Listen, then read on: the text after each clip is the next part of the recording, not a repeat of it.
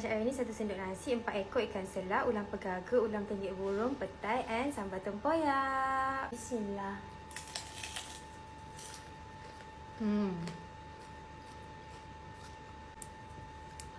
Ulam tenggik burung.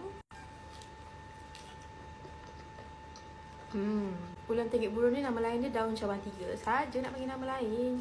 Petai 2 ketul. Nampak gemuk-gemuk petai ni.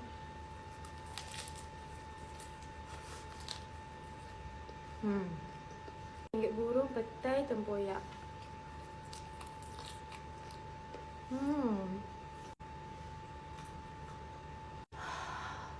Sedap kan bau petai. Lama gue tak makan petai sambal tempoyak.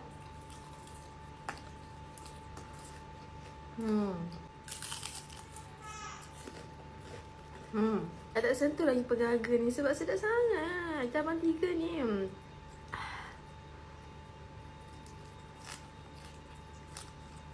Dah start makan ulam pegaga. Pegaga pun sedap. Dengan sambal tempoyak. Kepala ikan. Habis.